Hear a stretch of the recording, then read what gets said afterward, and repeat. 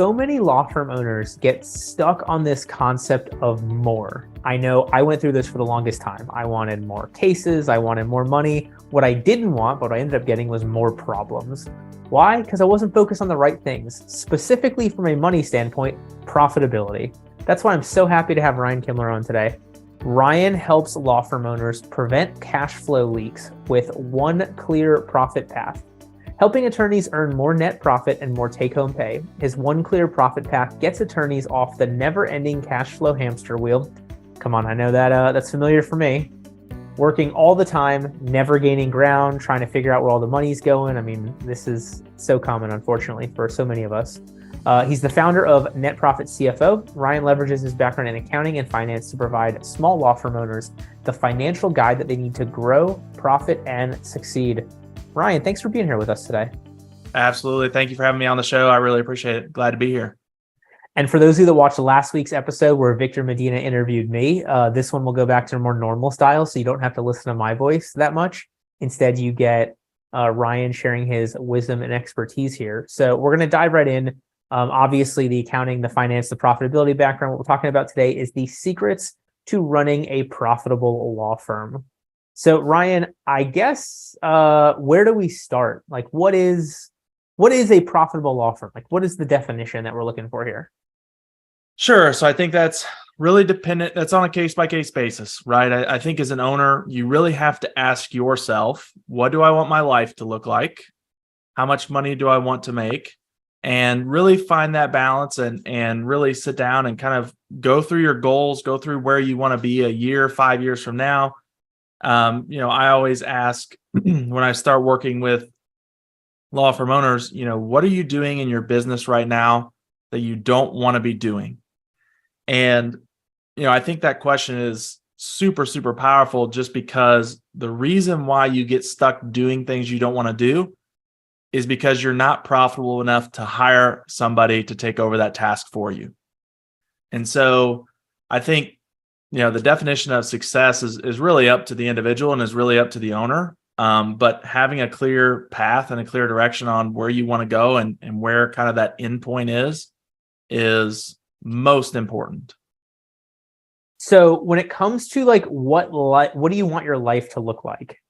Are you okay going on the hot seat, or you want me to go on the hot seat? Because I think giving people this example becomes the easiest way for lawyers to create the example for themselves. Sure. Yeah, so I'm totally open for going on the hot seat. I'll share with the audience what I want my life to look like. So for me right now, I'm still, solo business owner, right? And I have an assistant, and I'm really getting close to that point where I'm going to hire my first CFO, right? And so kind of the fork in the road, if you will, or the decision that I'm getting ready to make is I'm letting somebody else start taking over fulfillment. Obviously, I'm going to be there to train them, coach them, all those kinds of things. But I really want my focus to shift on to marketing and sales. And hold on, just pause for 1 second. So, because I use the term fulfillment also, but for anybody who's tracking along with this, in this case, fulfillment is the legal work. For Ryan, it's the accounting, it's the CFO stuff. For you all, it might be the criminal defense or the estate planning. Like, it's the fulfillment of the service somebody hired you for. All right, so now you want to focus on marketing and sales.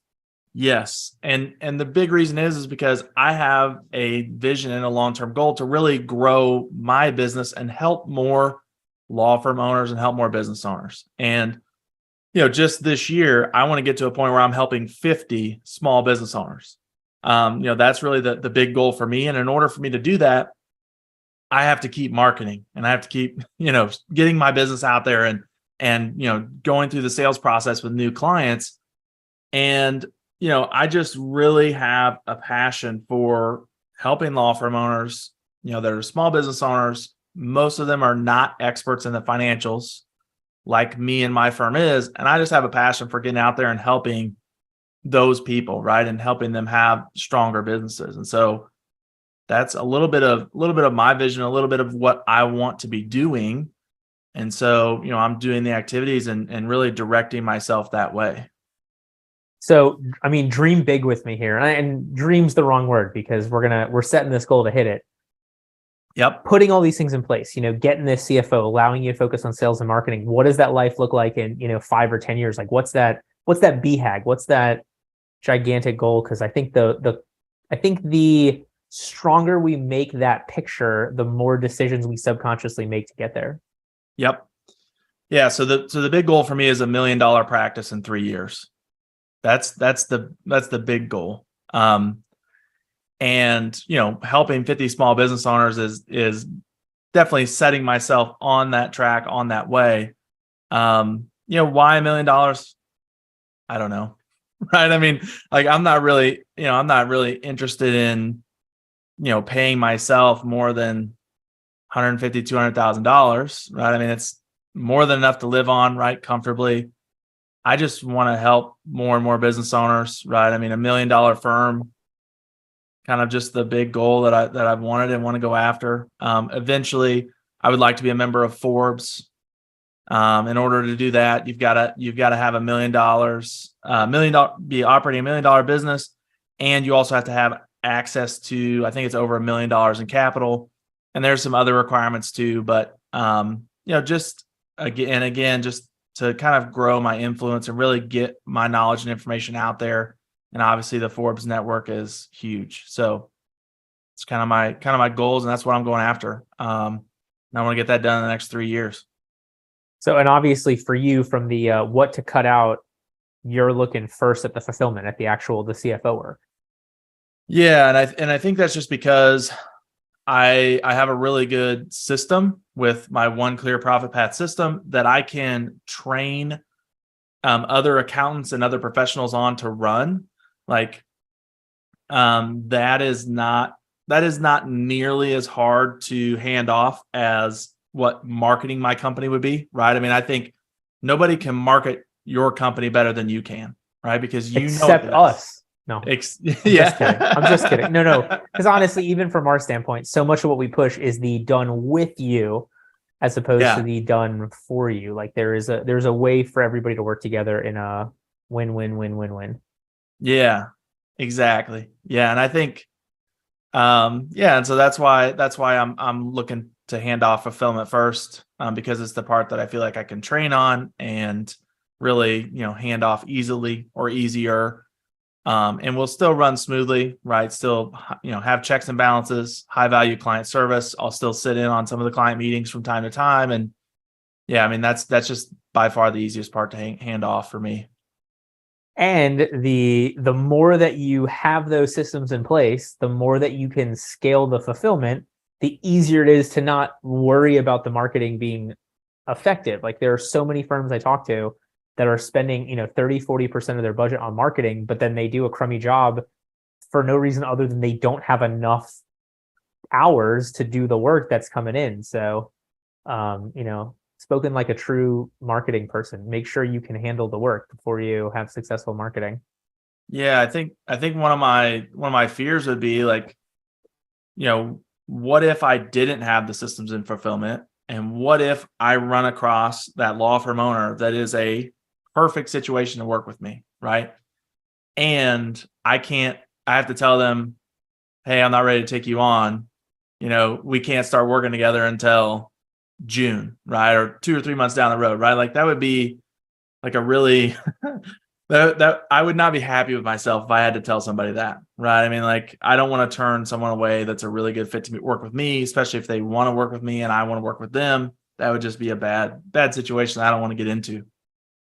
Makes total sense.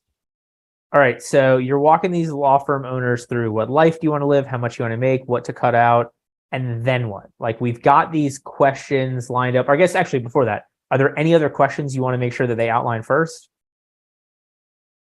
I think those are the important ones. Okay. The next one that I really follow up with is, kind of some of the questions you were asking me, right? Which is, a year from now, what does your business look like? Like, if everything went perfectly, went how you wanted it, what does your business look like? And then kind of the same question for 3 and 5 years, right? If everything goes perfectly, what does it look like? Mapping it out, right? And how many of those people say I'm retired? Like, it goes so well in that time frame and I'm out. Some, and some have some other big goals too. Like, I want to compensate myself $1 million, right? When they're firm size yet isn't even $1 million, right? Like that's a huge goal, right? Because in order to compensate yourself $1 million, you're talking, okay, so you want to 3, 4, 5, 6x this business from where you're at right now today. So yeah, I get some big goals sometimes. But I think it is really important to have that clear direction and know where we're going. Totally. All right. So you've got those answers. Walk me through how you're helping them get that clear direction. Yeah. So from there, we're diving into the numbers, or I'm diving into the numbers, right? I mean, my whole goal for the law firm owners that I work with is just to make the finances and the numbers easy. Financials are so important, and I can't stress enough, like they really are the scoreboard of your business, right? I mean, you can have marketing scoreboards and things like that too, and those are really important, and that's a part of the financials, right? Your marketing expenditures are a part of the financials. And at the same, and your overall financial picture is, like I said, is really the scoreboard of your business. And if you know how to use the financials correctly and really look at them and see what's going on and know what points to dive into, then you can really run your business and prioritize what should be done next in order to make your business have more profit, have more cash flow, and just be a stronger, healthier business financially. So that's what we're doing next. That's what I'm doing. I'm doing a lot of the heavy lifting there, right? To answer your question is, again, I try to make it as easy as possible for my clients.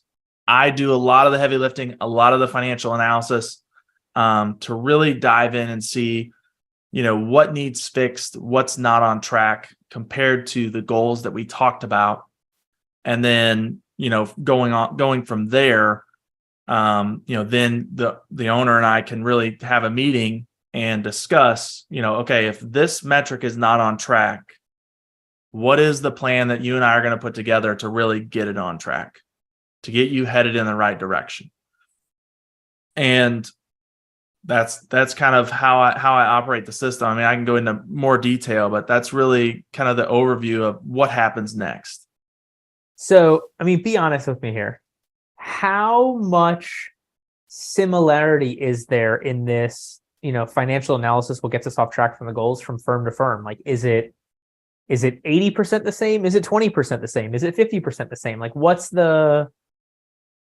Yeah, I would say there's probably 30 or 40% overlap, right? I mean, every business, every law firm owner, they end up having their own situation because they all want to get to a different place, right?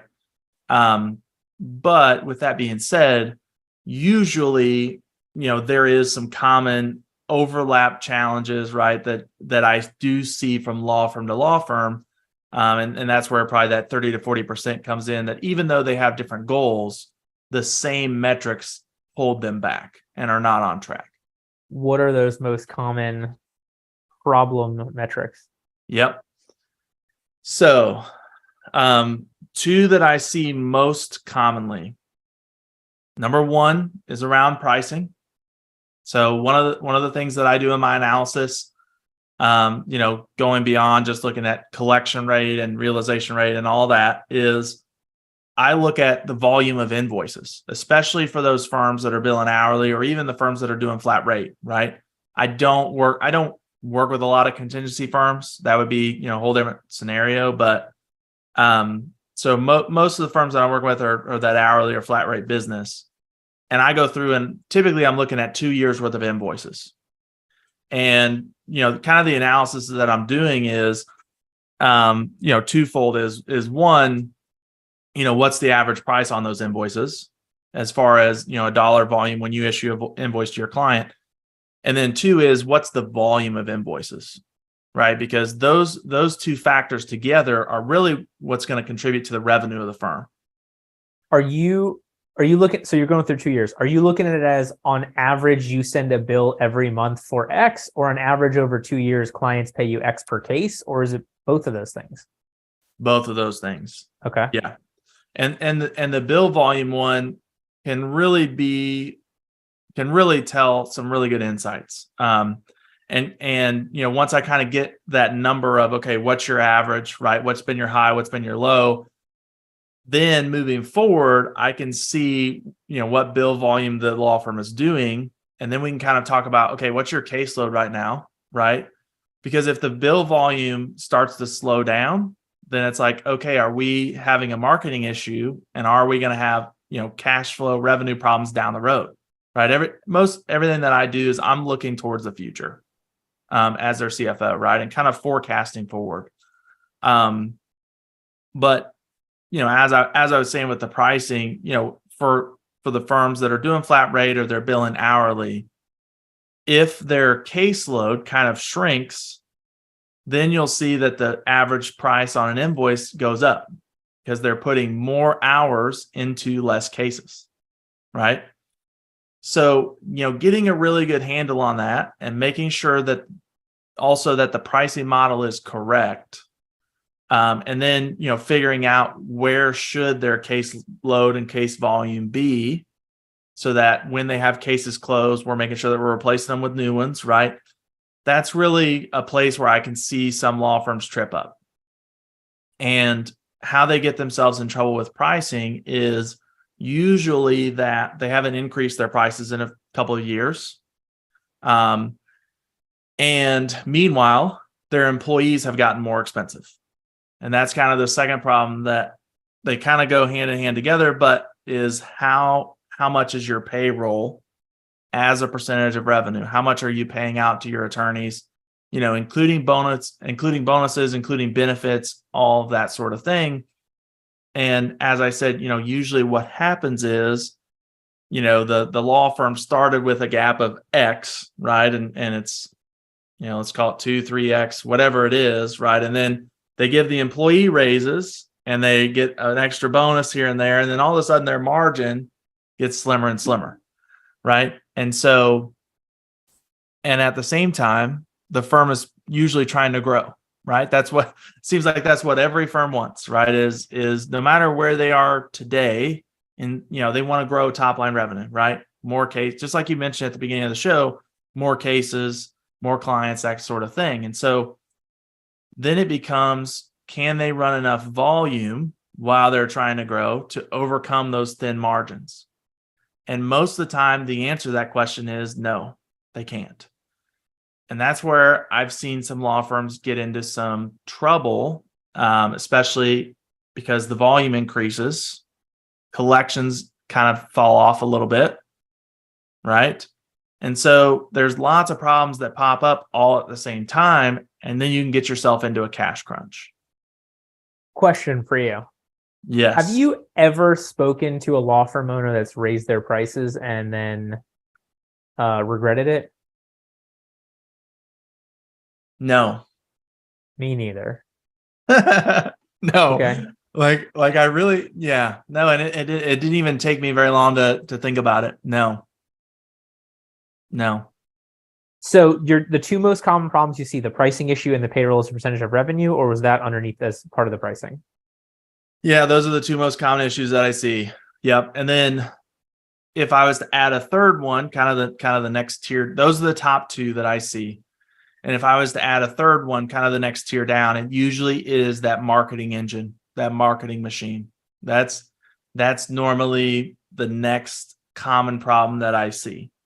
Yeah, those are the big three.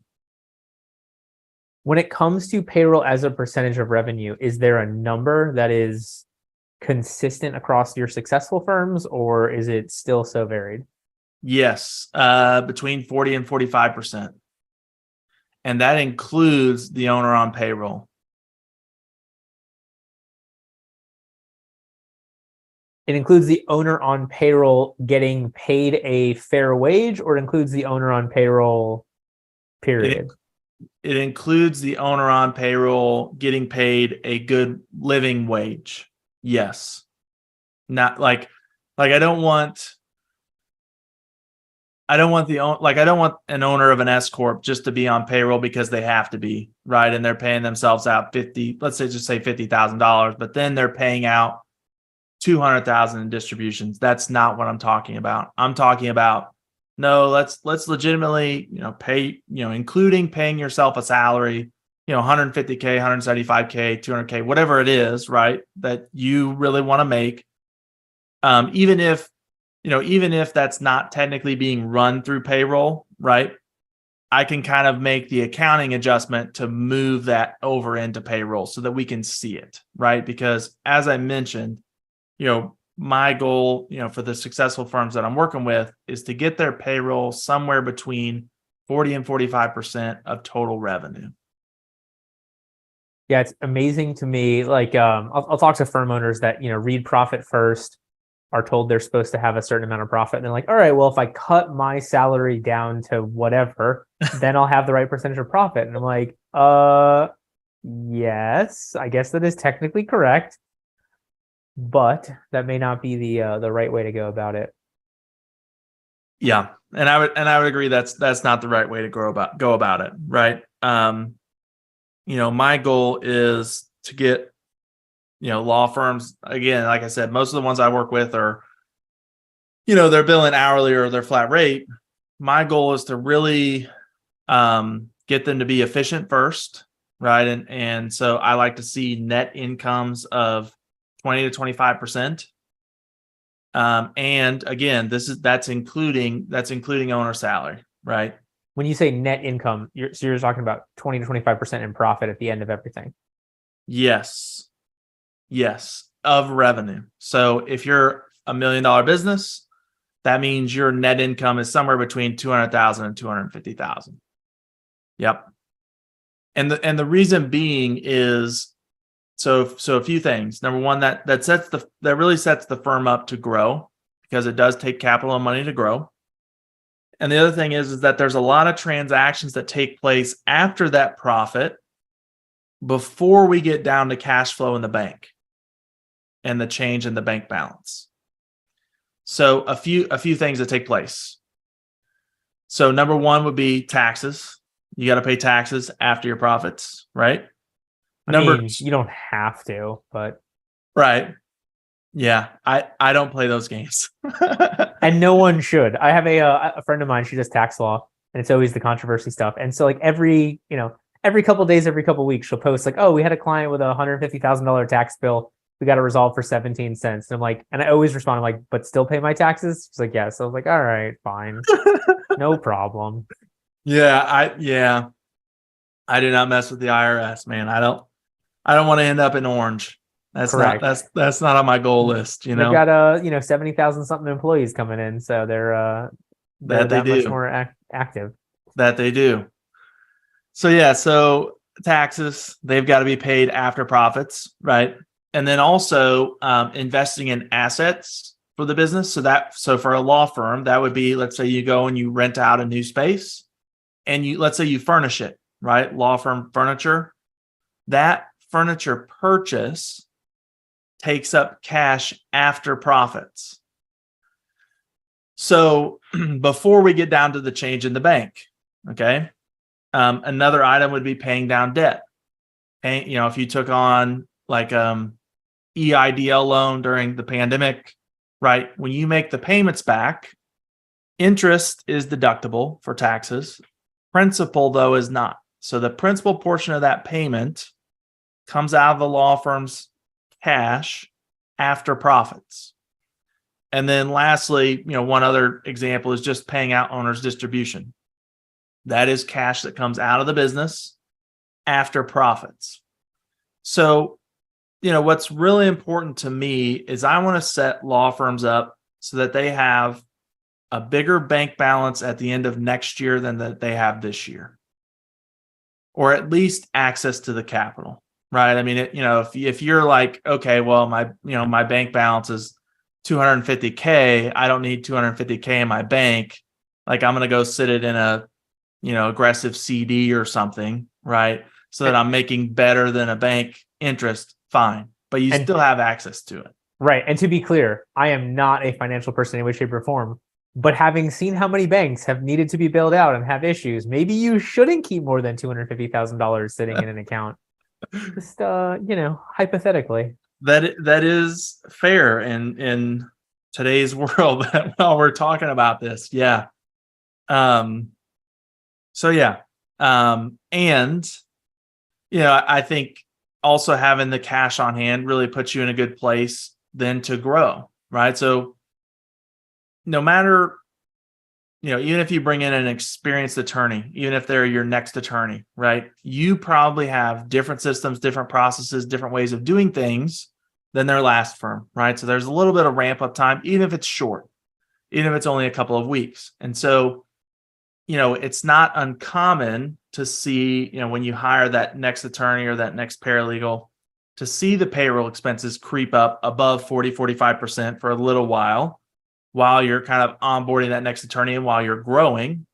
And also, most of the time, you don't have a full caseload to just turn and hand them, right? And say, here you go, right? And so while that's happening, your net incomes are going to drop. And so starting at a higher point of 20 or 25%, then when you have growth, then if they drop, say 8%, okay, I'm down to 12% net income, or, maybe 17% net income for a while, right? But then you can kind of build it back up over time, versus if you start with a 12% net income and then you drop 8%, shoot, now all of a sudden I'm down to 4, right? And so, I really like to see, those high net income firms. That's what I'm really trending towards and working with on my clients, so that they're producing a strong net income and they're producing positive cash flow. So their bank balance is getting bigger year over year, so that they can be financially stable. And, I would also say that over the last couple of years, maybe outside of the pandemic for a little bit, the market has been pretty good, right? And so, right now, if we've got you in the good times at a 20 or 25% net income rate, then if you hit a little bit of a bad time, your net income drops some, but you're not to the point where you're taking losses, right? And I think that's important for owners to have a handle on and be set up really well for. Makes total sense. All right. So in the last, whatever we have left, I can't do math anymore. 15 minutes or so. Yeah. We talked about a lot of the problems. So I want to flip it. What are some of the things that you see these profitable law firms doing consistently? What are some of the KPIs, or what are some of the most common overlaps of the good things that our listeners can be aiming towards? Yeah. So few good things. Number one, even though I know a lot of attorneys out there are probably, kind of scared of it a little bit, the good law firms are using a lot of trust funds, right? And this really helps out their collection rate. I actually have a couple of clients that I'm working with right now that they will not bill above what they have in trust. And when you can do that with all of your clients, you're going to have a very, very high collection rate. Should be 100%. Yes. Should be. There's always the who knows. Yes. But that makes a huge difference cash flow wise. And so that's one of the things that I see successful law firms do is they have, and usually they have somebody that handles their bookkeeping, accounting, that can really help them with their trust account. As an attorney, you're still responsible for it ultimately, even if you hand the duties off to an accountant, but they can really help you with it and make sure that it stays on track. And I want to echo that I have talked to so many lawyers that went months without sending any bills out. And so right off the bat, you've hurt your cash flow. Second, what happens when your client gets a $6,000 bill dropped on their plate instead of three $2,000 bills over those months?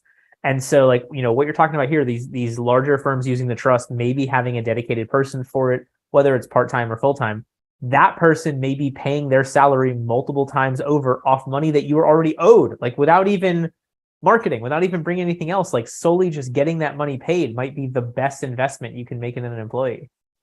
Yes. And, also, if you're working with a good accountant and you have an office manager or something like that, usually they can take on, they can be trained and take on a lot of kind of the transactions in and out. Actually, the firm that I was talking about, that it's almost 100% retainer, is about a $1.2 million firm a year. So they're not huge, right? It's not, it's not like they're 15, 20 million or anything like that, right? I mean, they're 1.2 million, right? So yes. And I agree with you too, issuing consistent bills, right? And when the trust funds are there, that really, really helps issuing consistent bills, every single month, because then you can notify your client, hey, we need more trust funds, right? And then if you've got a couple of months on hand, maybe you haven't fully billed their trust, maybe you build like a third of it, then they have a little bit of time to get the money back together, right? So that's one of the big keys that I really see the successful firms that are billing flat rate and billing hourly do, is they're billing consistently and they're using a lot of trust funds so that they have the money already. And honestly, like I don't even want to call it marketing, but from a client experience perspective, let's say they have $5,000 in trust and you resolve their case. And so not only are they happy with your resolution, but now you can also hand them a check for $3,500 back. Like it's just that little extra, as opposed to like the resolution where they're on the fence about, and you're like, well, now you owe me $2,000. You could be like, oh, here's the rest of the trust fund back. Like, I feel like it's such an opportunity to wow them at the end, which psychologically speaking is one of the most important things that we remember about things, how they end. Like, here's a chance to have that end with you giving them money back. That is a great point. Yeah. Yeah. Yeah, absolutely. Great point. Thank you. And then, the second thing that I would say that, some of the successful firms I'm working with are doing is really they keep track of productivity on their attorneys, and set those attorneys up for success. They kind of almost have the same conversation with the attorney that I have with the owner, which is, you're an employee here, right? Where do you want to be a year, 3, 5 years from now? What's your career track? What do you want to be doing, right? How can we grow with you, right? Where do you want your salary point to be, right? If I know where your salary point is, right, then we can direct where your billables need to be and what cases you need to bring to the firm and all that kind of thing, right? And so really is a collaboration, and then they're really just holding those attorneys accountable, right? And they're making sure that they're billing the right number of hours and that they're going to get a good return, on that attorney, so that the payroll does stay between 40 and 45%. There's that kind of that old rule of a third, right? A third of an attorney's billings go to payroll to pay them, a third goes to overhead, and then a third goes to profits. I still think that rule rings pretty true today, and really tracking and making sure that attorneys are giving you at least a 3x return, unless they're kind of a partner level and they're bringing on a ton of cases, is really, really important. And some associate attorneys that I've helped my clients with, I've seen even better returns. I've helped them put together compensation packages, and we've seen returns of like 4 and 5x on associate attorneys. And so it's really important, I think, to have a 3x or better, kind of on your lower and middle level attorneys, because you've also got to pay for administrative staff that's not going to go into the billing. They're going to be a percentage of payroll, but they're not going to contribute to the billings, right? And every firm has that. That's the way that it is. But in order to get your payroll kind of that 40-45% mark, that's really what those firms are doing, is they're making sure that they're getting good returns. So that would be the second thing, that I would say a lot of the successful firms are doing. And then the third thing is they've got their marketing figured out.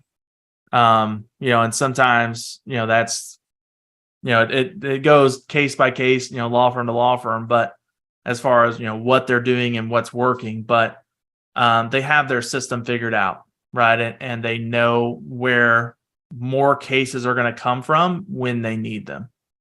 And, just kind of having that blanket of security is really, really important when we're planning out the finances and forecasting moving forward, is that they're not going to have a shortage of cases and a shortage of work for the staff that they've got. And so those would be 2 or 3 of the top things that I would say the successful firms that I'm working with are doing. Now, I don't know if you did this intentionally, but if you notice, your lists match up. Like one of the biggest problems is pricing. One of the biggest positives is actually getting paid the money that you are owed. One of the biggest problems is payroll as a percentage of revenue. One is tracking the productivity of your attorneys to make sure that number stays in line. And then you've got marketing on both sides. The one thing though I would add, I every now and then talk to a firm that doesn't actually have a marketing problem, they have a sales problem. And by that I Mm, mean they are getting plenty of leads, they are getting plenty of conversations, they just can't close them at an industry standard rate. I'm with you most of the time it's marketing, but just be aware if you're, if you're referral based and you're closing 30% of your referrals, it might be a sales issue. If you're contingency fee and you're closing less than 75% of cases where the client doesn't have to pay, you probably have a sales issue. And so there are ways to increase all of your, financials by closing more of your leads just as much as there is getting more leads in. It's the, raising rates versus adding more people versus being more productive with it. Like sales and marketing have a similar pull. yep. Yeah. Really, I really like that feedback a lot, and I think that's spot on. Yeah, that absolutely can be a problem. I have not seen that a ton with the firms that I've been working with, but I completely agree with you that it absolutely can be a conversion problem. So what have we missed? What else do we need to Yeah. make sure that we cover to provide as much value as possible for that growth-minded law firm owner? Yep. Yeah. So a couple things I'll cover here at the end. I think it's important. I understand that for law firm owners, right, the finances is not your strength, right? Let's just be upfront and honest about it, right? So a few things that I want to cover here at the end are just some positions that you should have in your finance department and what those positions are going to do and when you should hire those positions. Okay. So first and foremost, when you get to six figures, especially if you have a trust account, you should be hiring a bookkeeper or a bookkeeping firm.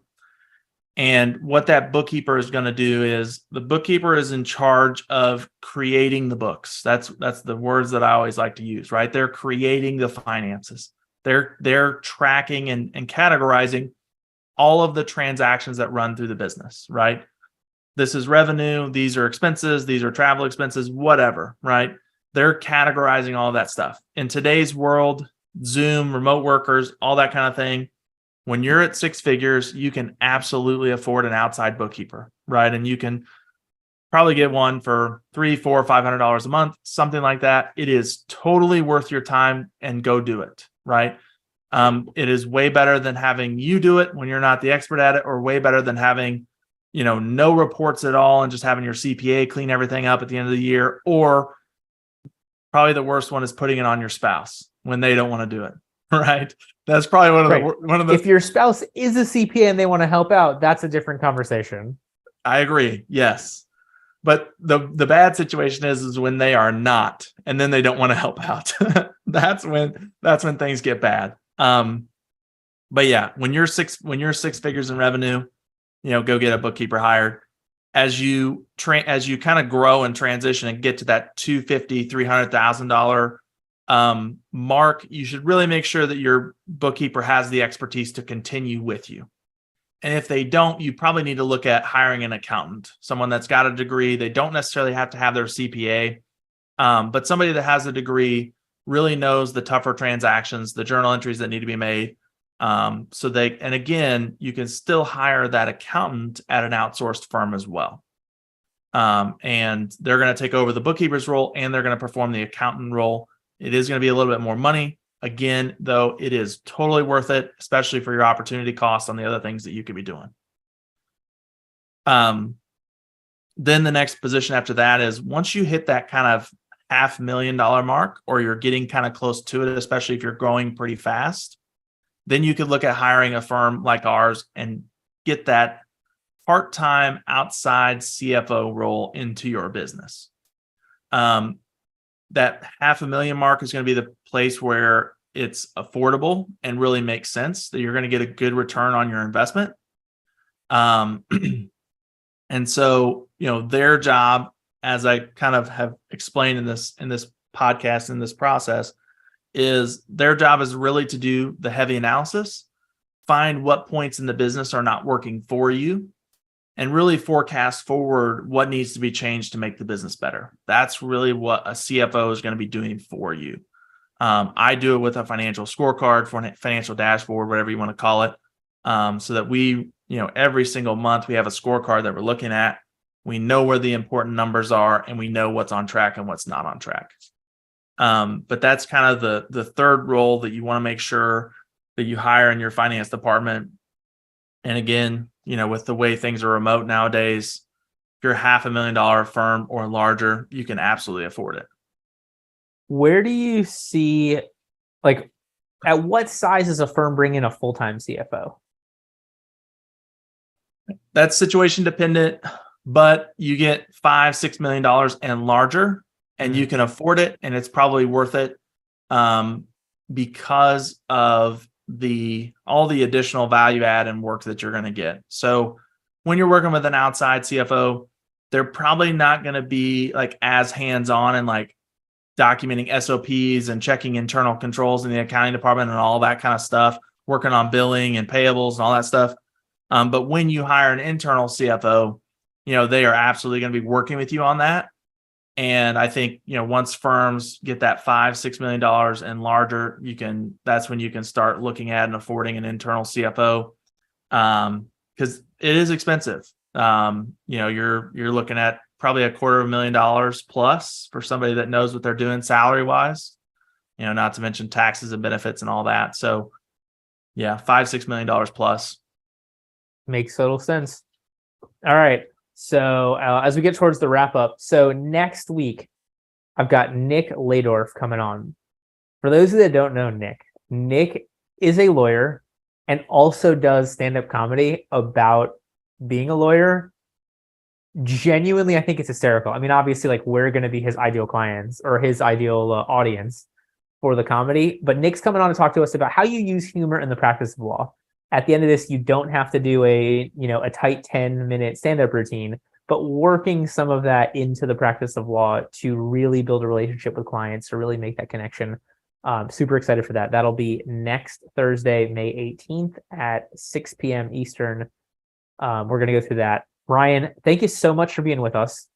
But before I let you go, for anybody smart enough to know that they need more help from you, wanting to learn more, wanting to hire you all, what's the best way for them to get in touch? Yeah, best way to find me is netprofitcfo.com. There in the upper right-hand corner, I've got a connection directly to my calendar. For any of your listeners, I'll do a free 30-minute, I call it my profit acceleration session. We're going to be diving into your business and really finding how you can improve your profits, even if you decide not to work with me. But netprofitcfo.com is absolutely the best place and easiest way to find me. If your listeners do a Google search, I'm sure you'll find me on LinkedIn as well, because they do a good job of being at page one. So, but yeah, netprofitcfo.com.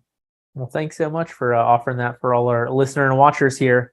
That being said, if anybody has been listening to this for maybe we're over time, maybe over an hour, and they don't remember anything else you said, what's the most important thing, the biggest takeaway, the thing you want as many lawyers as possible to know so they can be the exhibit A of a successful attorney?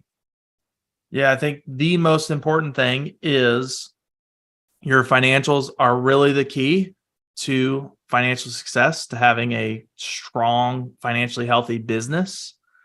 And it's something that you can't just, go in the corner and avoid.